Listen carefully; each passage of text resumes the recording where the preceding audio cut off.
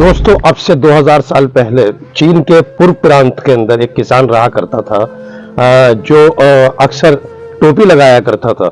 लेकिन हवा तेज होने के कारण उसकी टोपी उड़ जाया करती थी। वो बहुत परेशान था। तो उसके माइंड में एक बात आई कि क्यों ना मैं इस टोपी को बांध लूं। उसने दो मोटे धागे लिए और उस टोपी को अपने इस तरह से बांध लिया ताकि वो सर से उड़े नहीं।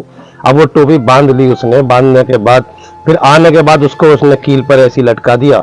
उसके बाद दूसरे दिन उठा, उसने टोपी उठाई, पहनी और बांधी और निकल गया अपने खेती किसानी के काम पर, खेती किसानी करने के लिए। हुआ ये कि एक दिन वो आया बाहर और आने के बाद के अपना काम निपटा कर और उसने आकर के वो कील में न टांग करके बाहर, जिसे हम आंगन कहते हैं, अंगाई कहते हैं, वहां पर एक बांस लगा हुआ था। उसने टोपी वो बांस पर टांग दी। हवा तेज चल रही थी, वो टोपी जो थी वो बिल्कुल उड़ के सीधी सी होने लगी। उसको देख के मजा आया और उसने उसमें बीच में एक धागा बांध करके उस टोपी को ज्यादा लटका दिया नीचे। हवा चली, वो टोपी और तकरीबन 2 मीटर ऊपर उड़ने लगी। उसने ये देख करके उसने एक धागे की रील ली और उस टोपी के अंदर बांध करके उसने उसको हवा में उड़ाया तो वो पतंग की तरह उड़ने लगी। वहीं से इजाद होती है पतंग। अब से 2000 साल पहले चीन के एक पूर्व प्रांत में किसान रहता था, उसी ने इजाद की पतंग। वो पतंग आगे चल के जब बिजनेसमैनों ने और इन लोगों ने देखी तो उसको एक नया रूप दिया और कागज का उन्होंने वो पतंग बनाई। कागज की पतंग बनाने के बाद फिर ये पतंग आई दूर, आसपास के दूर दराज में थोड़ी कोई मैसेज भेजना हुआ, कुछ हुआ तो उन्होंने उस पर लिखा, पतंग उड़ा दी और वो उसके यहाँ पतंग जाके नीचे डाल दी। इससे मैसेज का भी आदान प्रदान शुरू हुआ और ये पतंग आगे चल के तकरीबन अब से 1200 साल पहले भारत में आई। भारत में आने के बाद इसका थोड़ा सा बिल्कुल वो बदल गया था। ये पतंग बहुत काम में आने लगी। अब ये लोग अपनी इससे खुशियों का इजहार करने लगे और ये बात रियल है कि पतंग उड़ाने से आदमी थोड़ा रिलैक्स होता है, माइंड फ्रेश होता है। तो लोग यहाँ उसको खुशियों का इजहार करने लगे। भारत के अंदर बसंत पंचमी हो या तीज का त्यौहार हो, इसमें पतंग उड़ाकर लोग उस फेस्टिवल को सेलिब्रेट करते हैं, खुशियां मनाते हैं। उसी तरह से भारत में अपना में भी पतंगों की बहुत ज्यादा सेल होती है। हर घर की छत के ऊपर आपको पतंग उड़ती नजर आएगी, लोग पतंग उड़ाते नजर आएंगे।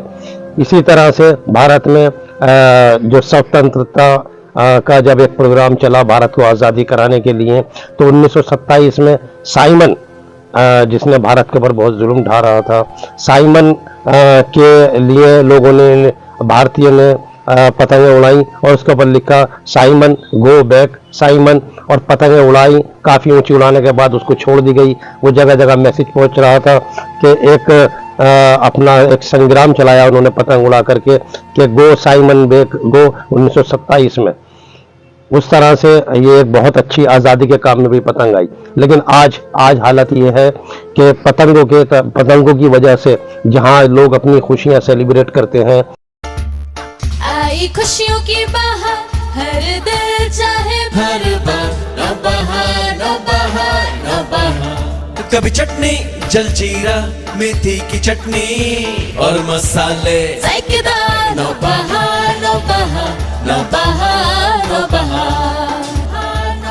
नौबहार मसाले, वही पुरानी दिल्ली का जायका व मशहूर मसाले।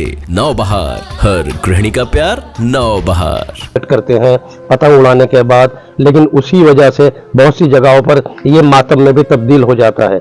अपनी लापरवाही से बच्चे जो है वो छतों पर चढ़ते हैं, गिरते हैं, करंट लगता है, तार पर पतंग अटक जाती है। उसको देखने के लिए बहुत ज़्यादा प्रॉब्लम होती है, परेशानी होती है।